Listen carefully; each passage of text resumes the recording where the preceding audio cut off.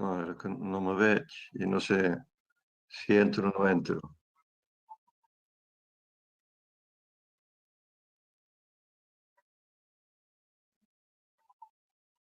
D'acord.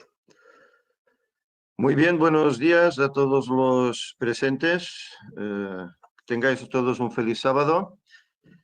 Bien, como veréis, reiniciamos otra vez el estudio de Daniel capítulo 6, en este caso, que es el que nos tocaba, ¿eh? ¿Por qué? Pues bueno, he tenido varias peticiones de diferentes hermanos que me decían, bueno, ¿y por qué no vuelves con el estudio de Daniel? Y bueno, como han sido varios, yo no sé si es que tal vez el Señor querrá pues que sigamos con este estudio que hicimos unos meses en la escuela sabática, pero bien, si Él ha tenido a bien pues que con estas, digamos, señales volvamos a reiniciarlo, pues vamos a reiniciarlo. Si os parece, para comenzar, vamos a hacerlo pues mediante una oración para pedir la presencia del Espíritu Santo con nosotros, especialmente conmigo. Señor y Padre, que estás en el cielo, te agradezco, Señor, porque nos das un sábado más en el cual poder desarrollar el estudio de tu palabra. Gracias, Señor, por la escuela sabática que hemos tenido en el día de hoy. Y ahora en esos momentos de meditación en tu palabra, en este capítulo 6 del libro profético de Daniel, te ruego que tu Santo Espíritu me dirija, Señor, para que pueda presentarlo adecuadamente y este mensaje pueda ser de bendición para todo aquel que lo escuche. Señor, que tu paz quede con nosotros, que pasemos un buen resto de sábado y hagamos siempre tu voluntad. En nombre de Jesús te lo pedimos. Amén. Muy bien, pues como os decía en la presentación, vamos a reiniciar nuevamente el estudio que quedó en el capítulo 5, en aquella sala del rey Belsasar, ¿verdad? Aquella escritura en la pared. Y hoy pues proseguiremos en el capítulo 6. El capítulo 6 sabéis que se trata sobre la experiencia que vivió Daniel, que por su fidelidad fue sentenciado a morir devorado en aquel pozo de leones. Pero vemos cómo en el transcurso de esta historia Dios interviene, y veremos cómo realmente interviene para el bien de su profeta, de su hijo. He tomado este pasaje como inicio. ¿Por qué? 1 Corintios 10:11. ¿Por qué? Pues porque precisamente las historias pasadas que están escritas para nuestra edificación, para nuestra lección, para nuestra ayuda moral y espiritual. Por lo tanto, Pablo escribió esto en 1 Corintios 10:11.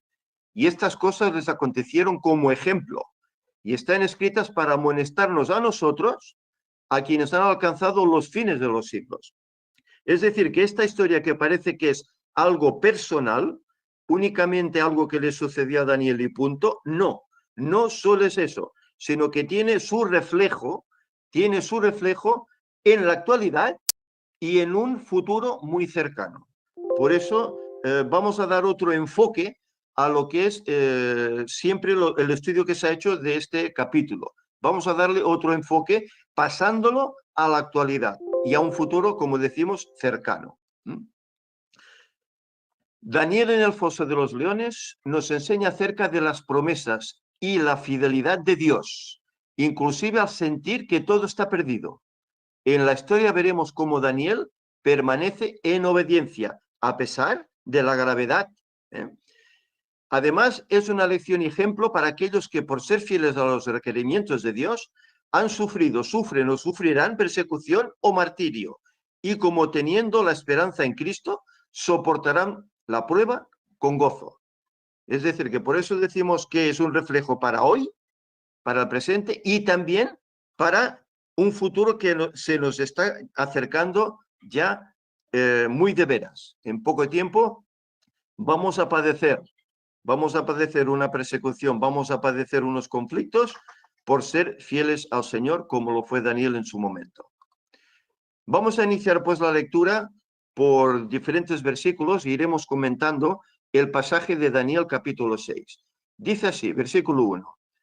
Pareció bien a Darío constituir sobre el reino 120 sátrapas que gobernasen en todo el reino, y sobre ellos 3 gobernadores, de los cuales Daniel era uno, a quienes estos sátrapas diesen cuenta para que el reino fuese perjudicado.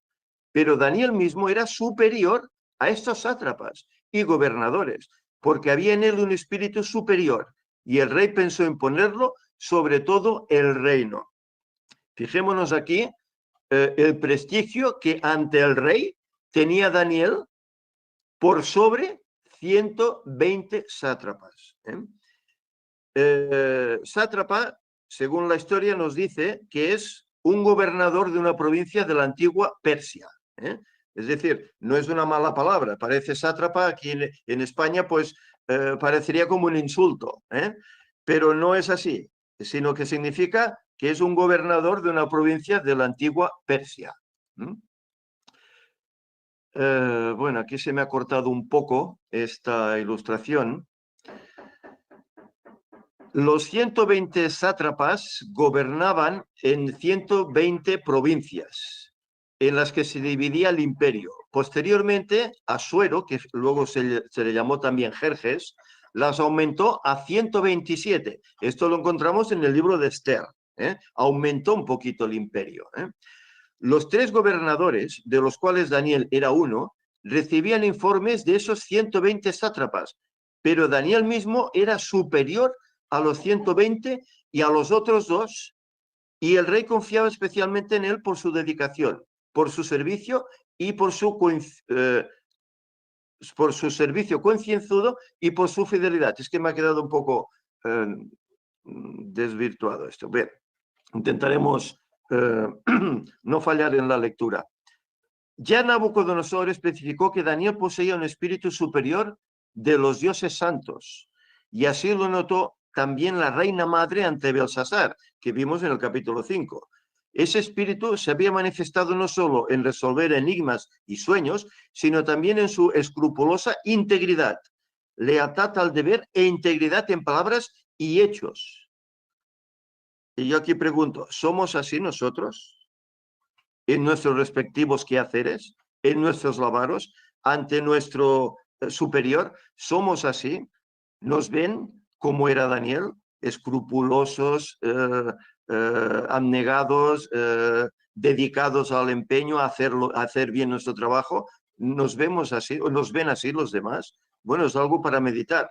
Lo que se escribió es para nuestra enseñanza. Si él fue fiel, quiere decir que nosotros, como ahora seguidores de esa misma verdad que él vivía, también debemos ser fieles y dar ejemplo a aquellos que nos rodean, ¿verdad? Cualidades que rara vez se veían en los funcionarios del reino. No eran así honestos como era Daniel, ¿verdad? Así lo vio Darío, y por eso le confió mayor responsabilidad como principal administrador y consejero del reino. Otra que se me ha quedado. Bueno, no sé si esto lo podríamos arreglar, pero en fin, intentaré descifrar lo que tenía aquí escrito. Hay más ocasiones en las cuales se refleja el número 120. En la Biblia, claro. El primero de ellos se encuentra en Génesis 6, capítulo 3, que nos habla acerca de 120 años que se le dan a Noé para construir el arca, y como tiempo de gracia para la humanidad de entonces, incluso de ahora. Y diréis, ¿de ahora por qué? Bueno, lo veremos. El segundo se encuentra en Deuteronomio 31.2 y 34.7, la edad misma de Moisés. ¿Por qué vivió Moisés 120 años y no más o menos? Es paradójico. Podía haber vivido 110, 115, 90 o 130, pero en cambio vivió 120 años. ¿Quién escribió el Pentateuco y por tanto el libro del Génesis? Donde desde el capítulo 1 y versículo 1 se describe en su original hebreo el tiempo de duración de este mundo. ¿Quién lo escribió eso? El mismo Moisés. Él fue quien escribió todo el Pentateuco, él fue el que escribió Génesis, también el libro de Job, pero Génesis, capítulo 1, versículo 1, que lo hemos mencionado en su origen hebreo, bien, aquí quiere decir que Moisés conocía perfectamente que este mundo iba a durar, ¿cuánto? 6.000 años. Por eso decimos que es un tiempo de gracia para la humanidad de entonces y para la de hoy. porque esos 6.000 años sabemos cómo concluyen en 2031. Moisés conocía esto, porque él lo escribió, y él no lo escribió en español, lo escribió en hebreo. Y él conocía el significado de esas palabras en hebreo. Y sabía pues que esos 6 días simbolizaban 6.000 años, la duración del pecado en este mundo. Ahora, además, los 120 años de Moisés son 3 generaciones bíblicas. Sabemos que las generaciones bíblicas son de 40 años. Son 40 más 40 más 40, 3 generaciones bíblicas. 3 podría perfectamente indicar 3 milenios, ya que después de su vida terrenal, Moisés muere, es resucitado y llevado al cielo. Es decir, hay 3 pasos aquí. Muere, es resucitado y llevado al cielo. Como sucederá al fin de los 2000 años desde Jesús. Y en el tercer milenio seremos unos resucitados, otros sin ver muerte transformados y todos llevados al cielo. Hay aquí otro paralelismo. 120 igual a esos multiplicado por esos 50 jubileos nos dan 6.000 años, ¿verdad? Y el 3, pues bueno, se identifica con el tercer milenio, igual que lo haría Oseas 6, ¿verdad? Que identifica que durante 2 milenios sufriremos, ¿verdad? Durante 2 días dice allá, pero sabemos que son 2 milenios, sufriremos, pero en el tercero seremos levantados y viviremos siempre con él. Pues esto es lo mismo. 120 sátrapas que tuvieron celos y envidiaron a Daniel por su fidelidad, que quisieron destruirle, y finalmente él salió victorioso, mientras que ellos sufrieron una muerte horrenda. 120 sátrapas paralelo a 6.000 años, y Daniel victorioso paralelo al tercer milenio. Eso es lo que podemos sacar también de este estudio de Daniel capítulo 6, y además es el 6, el capítulo 6. Hechos 1.15 dice, 120, también había ahí 120 hermanos reunidos para comenzar la labor misionera y acabando su carrera, la eternidad. Es paradójico. Otra vez aparece el 120 en Hechos, capítulo 1, versículo 15. ¿Cuándo fue ese momento? Jesús había ascendido al cielo, los discípulos estaban reunidos en aquel aposento alto y dice que allí había 120 hermanos. Es paradójico, ¿no? 120 hermanos. ¿Por qué no más ni menos? 120. Bueno, paralelo también, si lo multiplicásemos por 50, a 6.000 años, porque, bien, nosotros somos sus coherederos, ¿verdad?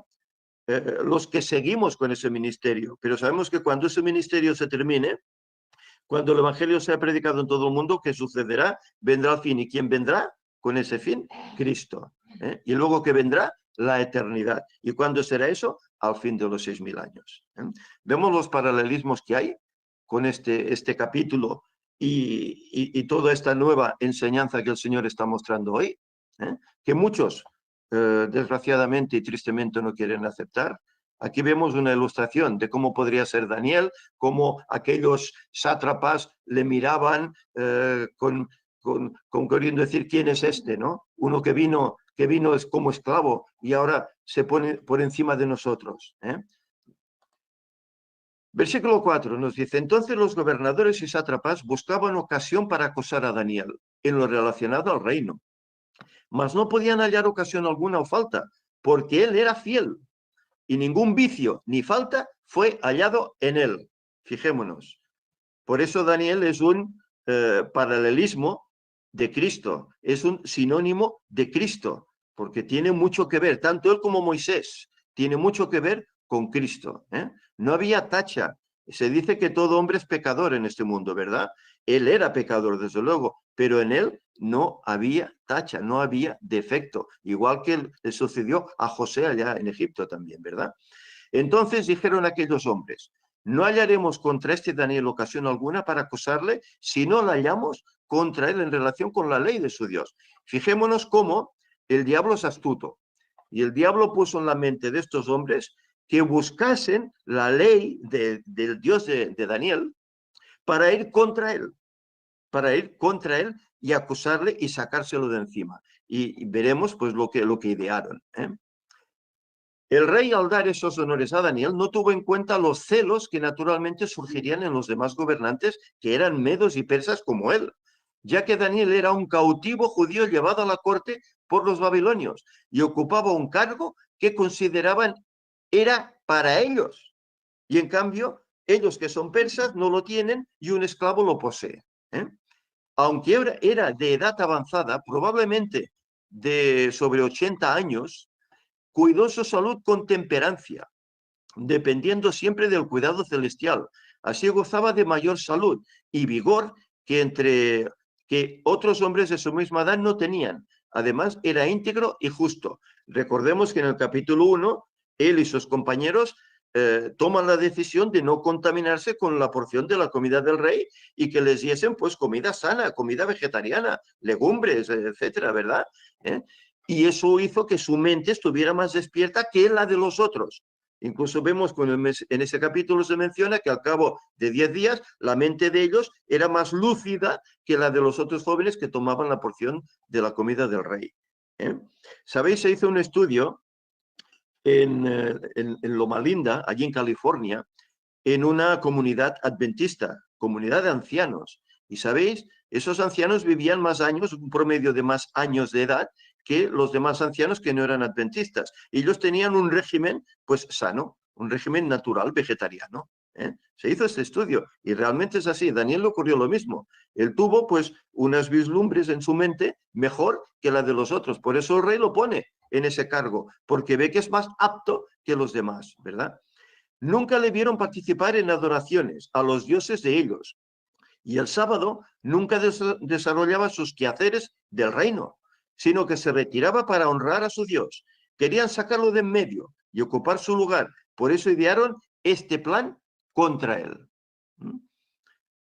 Diablo no descansa, ¿eh? Cuando un hijo de Dios se entromete, el diablo quiere estropear su labor. Aquí vemos cómo ellos traman, en esta ilustración, cómo traman el idear algo contra Daniel, ¿verdad? Versículo 6 en adelante nos dice: entonces estos gobernadores y sátrapas se juntaron delante del rey y le dijeron así: Rey Darío, para siempre vive. Todos los gobernadores del reino, fijémonos, todos, dicen ellos, todos los gobernadores del reino, magistrados, sátrapas, príncipes y capitanes, han acordado por consejo que promulgues un edicto real y lo confirmes, que cualquiera que en el espacio de 30 días demande petición de cualquier dios a cualquier dios u hombre fuera de ti, oh rey, sea echado en el foso de los leones. Ahora, oh rey, confirma el edicto y fírmalo, para que no pueda ser revocado, conforme a la ley de Media de Persia, la cual no puede ser abrogada. Versículo 9 nos dice: firmó pues el rey Darío el edicto y la prohibición. Y claro, muchas veces hemos dicho, caramba, que este rey, claro, sería orgulloso, solo quería adoración para él, pero bueno, si vemos a través del capítulo, este rey era un hombre honesto, era un rey que aceptaba al Dios de Daniel, creía en ese Dios de Daniel, respetaba a Daniel por su fe, por eso le puso en ese lugar. Por lo tanto, aquí hay algo más que posiblemente ese orgullo en el rey. Parece ser que era costumbre del imperio persa aprobar periodos de tiempo en los cuales se rendían honores al rey y al imperio. Por eso el rey Darío no receló sobre determinar el edicto, porque parece ser que era una costumbre del reino hacer eso cada X tiempo. No era cuestión de orgullo personal, sino costumbre del imperio el hacer eso, el dictar un edicto así. Por lo tanto, claro, no era solo, no podía ser solo por parte de orgullo propio, sino que era una costumbre del imperio. No fueron ante el rey los 120 sátrapas, sino una pequeña representación de ellos, ya que si no, él hubiese sospechado que el decreto sería para perjudicar a Daniel, ya que Daniel no hubiese estado entre medio de ellos. Y como no podían ir todos, pues bueno, eso fue una maquinación que hicieron unos pocos, que estarían en palacio seguramente, y claro, con ellos tampoco venía Daniel. Claro, entonces, bueno, el rey, pues de momento no sospechó. Le proporcionaban, le ofrecían una ley que era algo de costumbre en el imperio, pues no, el rey no receló. Los persas eran respetuosos con los dioses de las naciones conquistadas. Fijémonos, era un imperio bastante civilizado, a pesar de todo. Incluso dice que reedificaban los templos para que los fieles de otras religiones pudiesen adorar sin prohibiciones. Esto hacían. Ha sido difícil antes y después de todo esto encontrar imperios que hiciesen eso, respetar las creencias de los demás. Fijémonos en la Segunda Guerra Mundial. Creo que las creencias de los judíos no fueron respetadas, ¿verdad? Por esas atrocidades que se hicieron con ellos. ¿Nos es familiar lo del edicto? Bien, hoy estamos en pandemia decretada secretamente por la élite para someter al mundo. ¿No se están promulgando edictos prohibitivos desde la llegada de la misma? Aislar a la población incluso a nivel familiar. No puedes ir a ver a los familiares. Incluso ahora aquí en España estamos confinados el fin de semana, del viernes hasta el lunes a las 6 de la mañana, confinados en no poder salir de tu municipio, de tu pueblo, de tu ciudad. No puedes salir.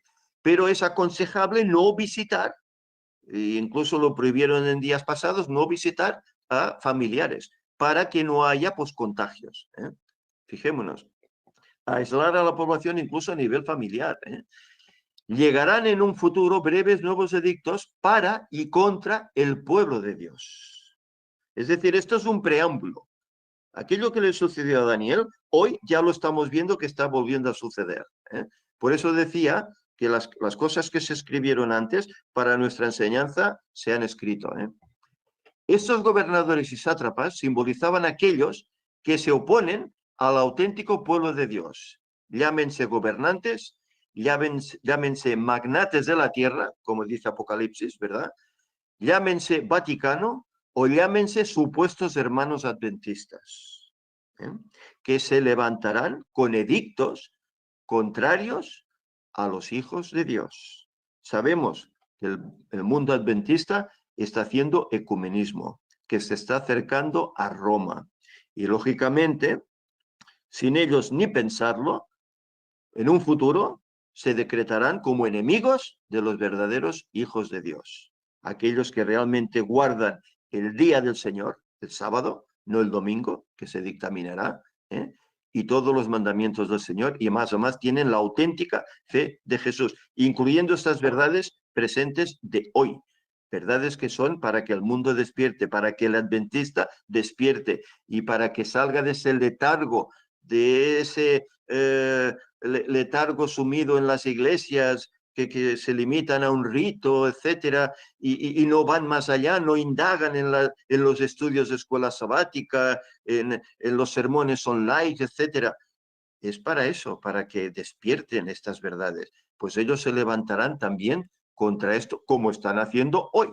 No se están levantando hoy contra los estudios de los 6.000 años, del 2031, etcétera, etcétera. No se están levantando. Pues eso seguirá, irá más. Aquí vemos un momento en que se dictó ese edicto. Versículo 10 y 11 dice, cuando Daniel supo que el edicto había sido firmado, ¿qué hizo? ¿Se escondió? ¿Dejó de hacer lo que él tenía por costumbre con su Dios? ¿Qué dice? Entró en su casa y abiertas las ventanas de su cámara que daban hacia Jerusalén, se arrodillaba 3 veces al día y oraba y daba gracias delante de su Dios, como lo solía hacer antes.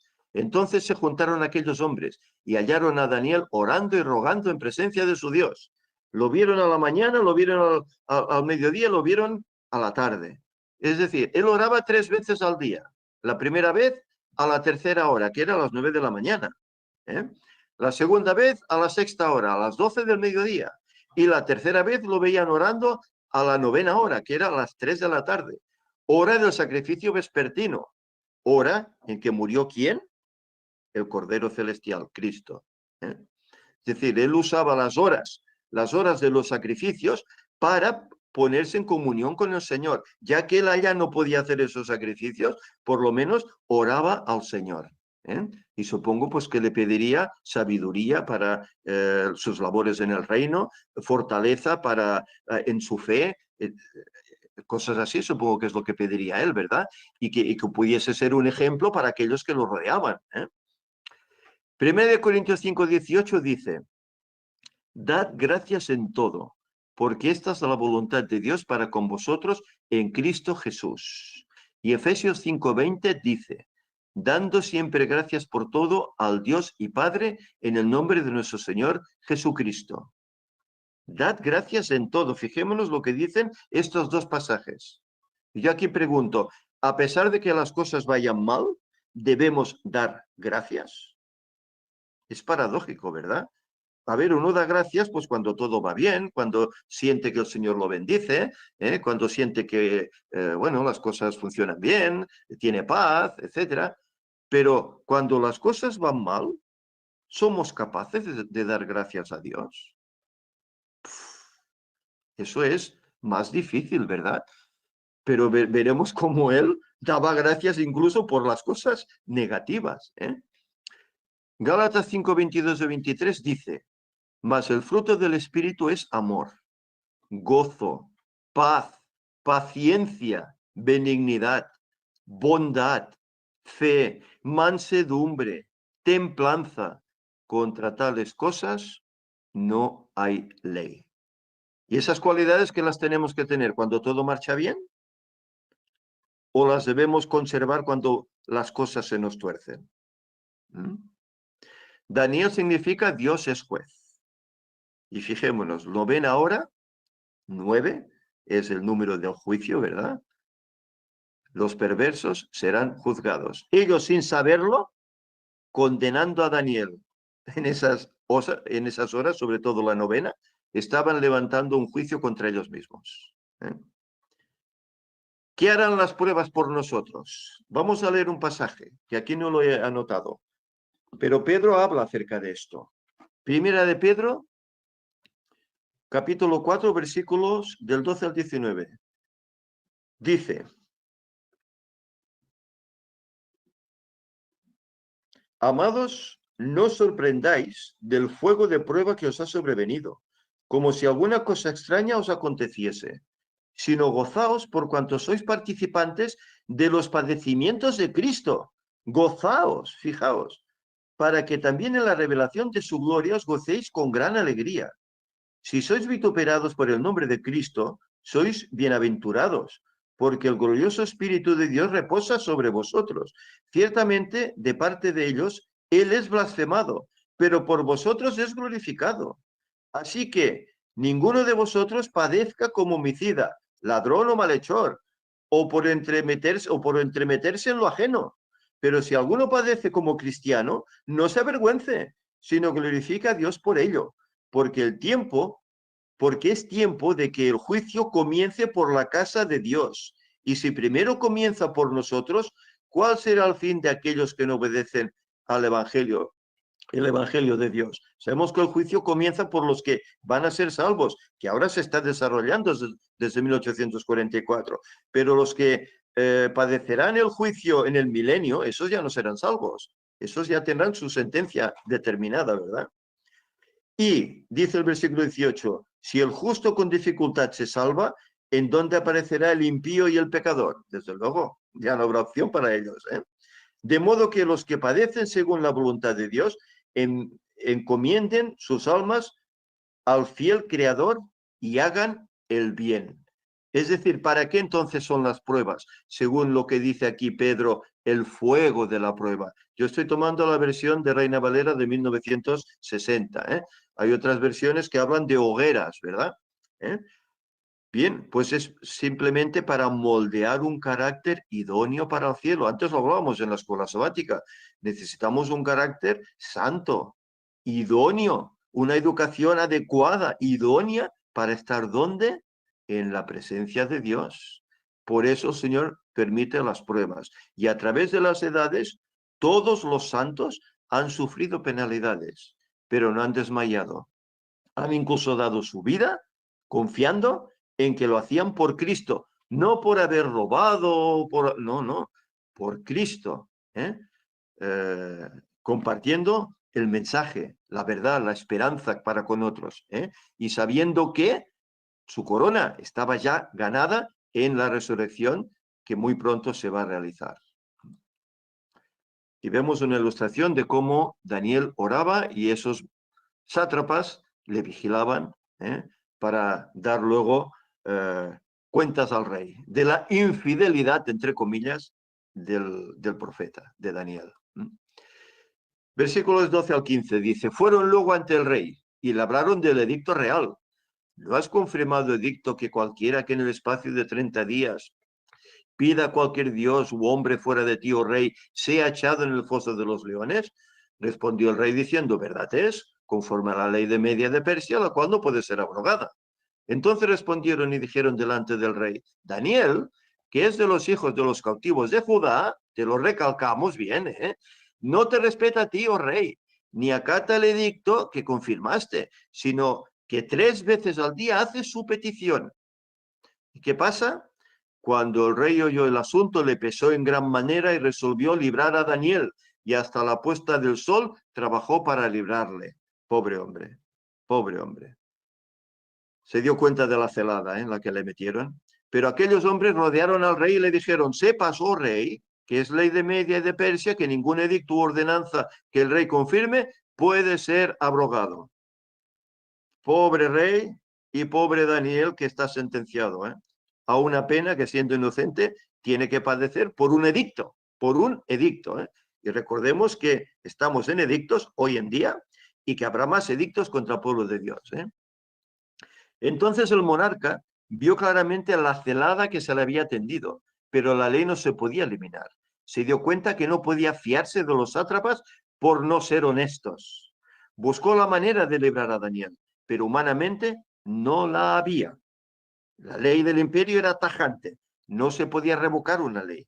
Humanamente, ni el mismo rey que tenía poder podía anular esa ley. Los acosadores estaban felices, habían conseguido su propósito. Daniel sería echado a los leones, nos libramos de él. ¡Qué felicidad! Y sobre todo en Satanás. ¡Qué felicidad no habría en Satanás! Por fin me libro de este hombre, por fin me libro de este profeta. Aquí los vemos dialogando con el rey. ¿Tú has firmado el edicto? No se puede anular. Entonces Daniel tiene que ir a los leones. Esto nos lleva a un futuro cercano, como antes decíamos, cuando la élite, encabezada por el mismo Vaticano, consiga el nuevo orden mundial y una supuesta paz mundial, que según ellos será estorbada por unos pocos que se resisten a aceptar las nuevas directrices mundiales. ¿Y qué pasa con ellos? ¿Estorban? ¿Están estropeando la comunión del mundo, verdad? Todos tendrán el privilegio de poder comprar y vender, salvo los que rehúsen aceptar la nueva condición para ese bien común, los cuales serán excluidos de esos privilegios. Entonces se dictarán edictos contra los tales, para presionarles a aceptar las directrices populares, y si no lo hacen, sufrirán privaciones, ya que no tendrán posibilidad de subsistir y serán rechazados por todos, por ir en contra del bien común y de la paz mundial. ¿Nos imaginamos eso? Eso está escrito en el Apocalipsis por Ellen White. ¿Nos imaginamos que eso lo vamos a padecer? ¿Qué haremos? ¿Seremos fieles o declinaremos en nuestra fe? Para no padecer hambre, necesidades, etc.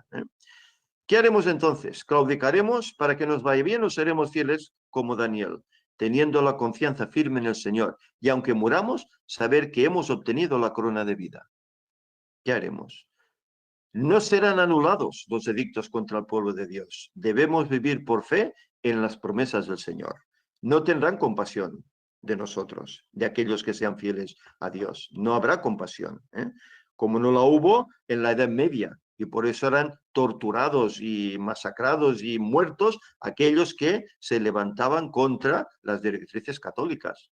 Sucederá lo mismo, porque será un bien común y vosotros estorbáis y por culpa vuestra pues están cayendo aquí unos castigos por parte de Dios por culpa vuestra porque no aceptáis las directrices que son para el bien común de la humanidad. Qué astutos del diablo. Entonces, versículo 16 al 18 dice, entonces el rey mandó y trajeron a Daniel y le echaron en el foso de los leones. Y el rey dijo a Daniel, el Dios tuyo a quien tú continuamente sirves, él te libre. Veamos cómo este era un buen hombre, ¿verdad? Amaba a Daniel, amaba a Daniel y amaba al Dios de Daniel. Lo que pasa es que aún no lo sabía exactamente, ¿eh?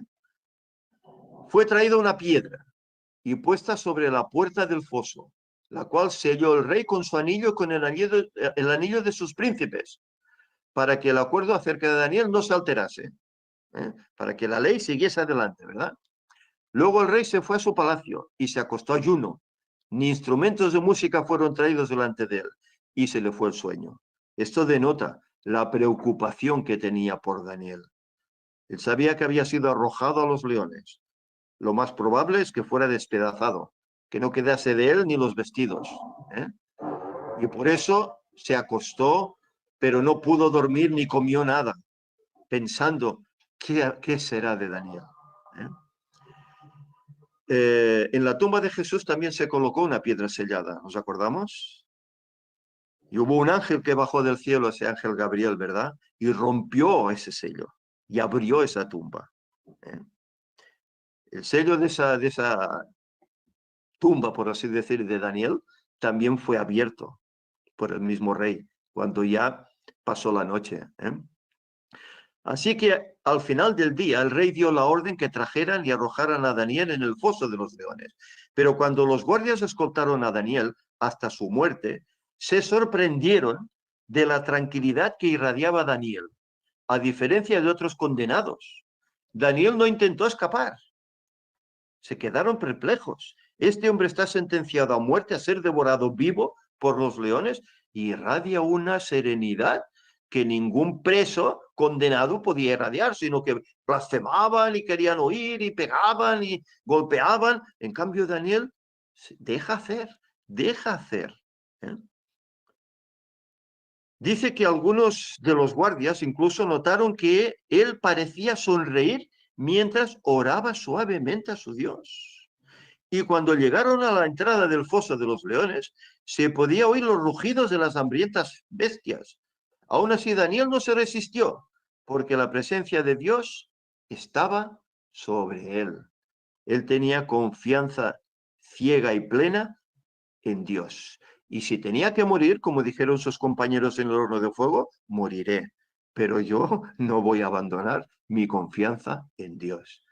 Así estaba Daniel de sereno. Aquí vemos una ilustración cómo es arrojado al pozo, ¿eh? El rey pues se levantó muy de mañana y fue apresuradamente al foso de los leones. Y acercándose al foso, llamó a voces a Daniel con voz triste y le dijo: Daniel, siervo del Dios viviente, el Dios tuyo a quien tú continuamente sirves, ¿te ha podido librar de los leones? Entonces Daniel respondió al rey: Oh rey, vive para siempre. Mi Dios envió su ángel, el cual cerró la boca de los leones para que no me hiciesen daño, porque ante él fui hallado inocente, y aun delante de ti, oh rey, yo no he hecho nada malo. Entonces se alegró el rey en gran manera a causa de él, y mandó sacar a Daniel del foso, y fue Daniel sacado del foso, y ninguna lesión se halló en él, porque había confiado ¿en quién? En su Dios. Por eso esa serenidad. Él sabía que Dios podía protegerle. Si no lo hacía, es igual, él daría su vida por la labor, por la obra, por no retroceder en su fe, no abandonar a su Dios, ¿eh? Pero él también confiaba en que Dios podía librarle, como libró años atrás a sus amigos de las llamas del horno, ¿verdad? El monarca, sin duda alguna, era un buen hombre.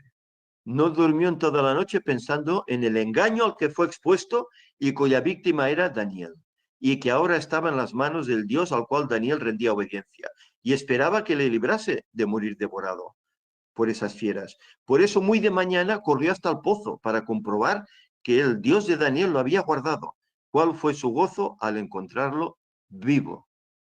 ¿Qué gozo no tendría ese rey que amaba a Daniel? Romanos 8:28 nos dice Pablo: y sabemos que a los que aman a Dios, todas las cosas les ayudan a bien. Esto es, a los que conforme a su propósito son llamados. Todas las cosas les ayudan a bien, aunque puedan ser con un final negativo, pero todo les ayuda a bien. porque su salvación está garantizada si son fieles. La cueva simboliza los 6.000 años de sufrimiento con el pecado de los cuales los creyentes serán liberados en el día del Señor. Es decir, esa noche, esas horas en la cueva simbolizan los 6.000 años de pecado en este mundo que sufren los creyentes, pero que finalmente serán librados de esos 6.000 años, cuando se inicie el 7º milenio y aparezca Cristo para liberarnos, para curar la herida, ¿verdad?, de esos 6.000 años. Aquí vemos una ilustración, como el rey llama a Daniel confiando en que estará vivo, en que su Dios le habrá protegido, ¿verdad? Daniel 6:22 dice, mi propio Dios envió a su ángel y cerró la boca de los leones. Y aquí vemos otra ilustración, como él desde abajo, los leones quietos, tranquilos, él habla diciendo cómo el Señor le ha liberado, ¿verdad? Y aquí cómo finalmente es sacado de ese foso. Y todos admirados, porque lo normal era que fuese devorado. Veremos. El Ministerio de Curación, en la página 59. En la escuela sabática, cuando se tocó esta lección, me acuerdo que la tenía Fanny, y hablábamos de que un ángel había liberado a Daniel del foso de los leones. Y decíamos, no sabemos si ese ángel pues podía ser un ángel o podía ser Cristo. Fijaros que dice el Ministerio de Curación, página 59. Bueno, buscando, el Señor pues me llevó a este pasaje, ¿verdad? A esta cita. Dice, Jesús no quiere que los comprados a tanto precio sean juguete en las tentaciones del enemigo. No quiere que seamos vencidos ni que perezcamos. El que dominó los leones en su foso y anduvo con sus fieles testigos entre las llamas, está igualmente dispuesto a obrar en nuestro favor para refrenar toda mala propensión de nuestra naturaleza. Y fijaros, encontré esta ilustración en lo cual parece que es Cristo, que está en el foso de los leones con Daniel. Es decir, que hay alguien más que cree que ese ángel no era otro que Cristo. ¿No estuvo Cristo allá en el horno de fuego liberando a los amigos de Daniel? ¿Cómo iba a dejar a su profeta, por así decir, predilecto, amoroso, dejarlo ahí solo? Él mismo fue a detener a los leones y a guardar a Daniel. Eso es lo que se desprende de esta cita. Yo por lo menos desprendo esto. También podía ser que lo hubiese mandado el ángel, ¿verdad? Pero lo más probable es que fuese Cristo mismo el que estuviese allí al lado de Daniel. Versículo 24 dice, y dio orden el rey, y fueron traídos aquellos hombres que habían acosado a Daniel, y fueron echados en el foso de los leones, ellos, sus hijos y sus mujeres, y aún no habían llegado al fondo del foso cuando los leones se apoderaron de ellos y quebraron todos sus huesos. Los acusadores de Daniel estaban convencidos de que no se habría producido ningún milagro, sino que los leones simplemente no tenían hambre.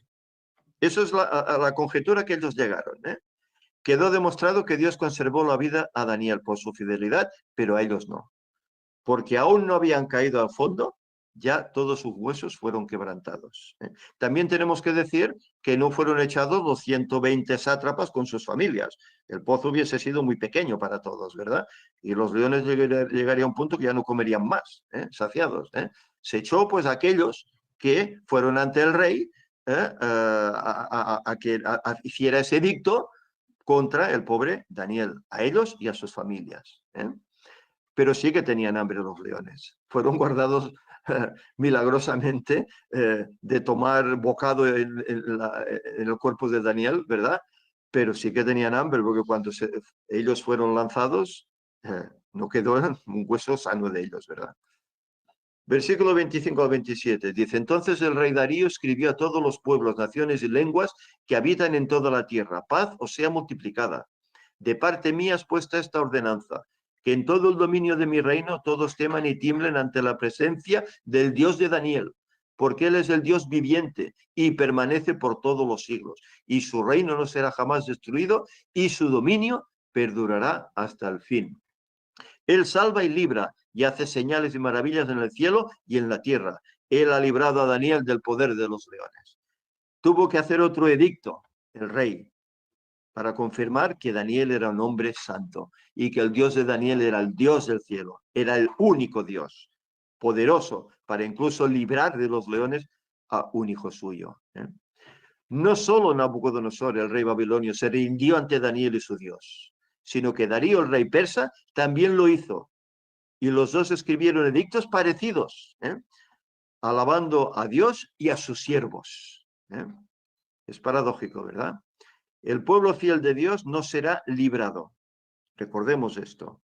El pueblo fiel de Dios no será librado. Sufrirá hasta que aparezca la nube. No habrá arrebatamiento previo, pero será guardado durante ese año que dure la caída de las plagas. Pero antes de la caída de las plagas, que será cuando habrá terminado el tiempo de gracia, muchos pueden dar su vida como ofrenda a Dios, muchos fieles. Por eso no es de extrañar que la Escritura diga 144.000 vivos, porque es un número literal. Solo quedarán 144.000 de todos los miles o millones que pueden haber hasta entonces. Solo será que durante el transcurso de ese año en el cual caerán las plagas, ninguno más morirá, porque ya no se podrá, su sangre ya no será semilla para que otros acepten el Evangelio, como lo fueron en siglos pasados. Ya ninguno más morirá. Solo los 144.000 quedarán en pie. Por eso el Apocalipsis habla de dos multitudes. Una desde Adán, todos los tiempos, ¿verdad? Hasta ese momento de los últimos mártires, y otra, esos 144.000, que recordemos estarán siempre ante el Señor, por toda la eternidad.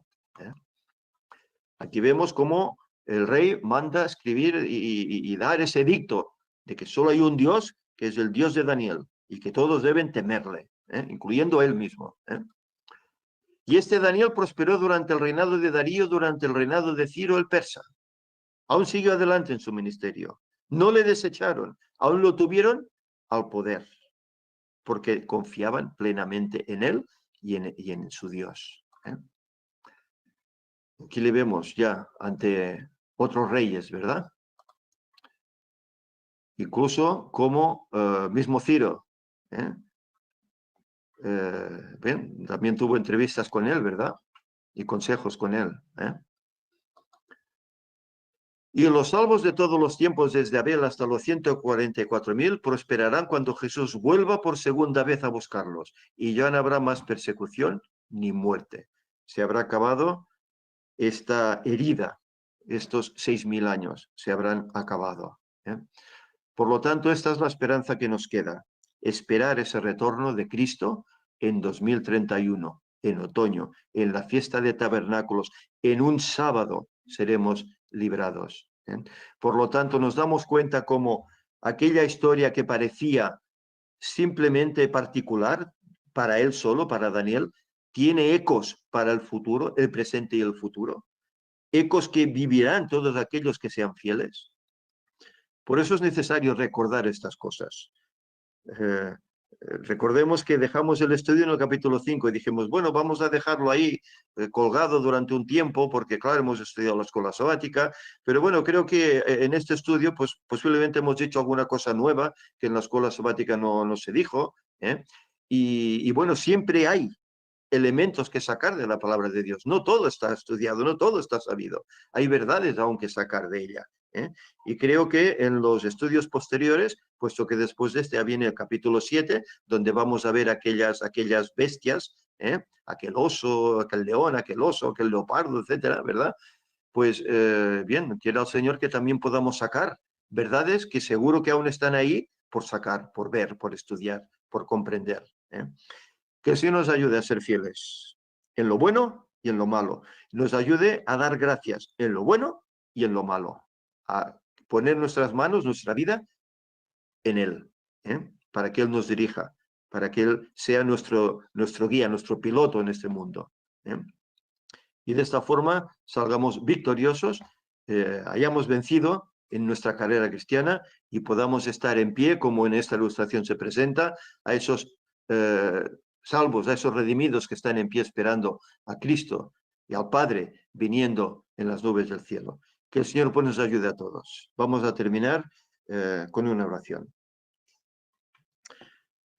Señor y Padre, te agradecemos porque tu palabra es inagotable. En ella encontramos verdades que, aunque estudiadas y reestudiadas, siempre dan más de sí. Encontramos, Señor, a veces historias que parecen trágicas, pero como tú siempre intervienes, Señor, y como tú ayudas a aquel que es fiel. Señor, tú lo hiciste con Daniel, le ayudaste en ese momento crucial, en aquel foso en el cual debía ser devorado, pero tú le guardaste. Y Señor, sabemos cómo tú estarás también con tus hijos desde ahora hasta ese momento conflictivo que vendrá en este mundo. Y sabemos que si es tu voluntad que vayamos al descanso, que esta fe no decaiga, sino que la tengamos plenamente, Señor. ¿eh? Y si es tu voluntad, pues que vivamos hasta el final, pues que lo hagamos siempre viviendo conforme a ella, santificándonos y ayudando a que otros conozcan estas verdades para que puedan también vivir esta esperanza. Señor, que este mensaje sea de bendición para los que lo han escuchado, para los que lo escuchen en un futuro.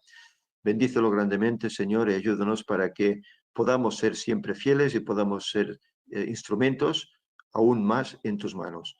Que tu paz quede con nosotros, que guardamos el sábado como es debido. Señor, que tu paz quede aquí. En el nombre de Jesús te lo pedimos. Amén.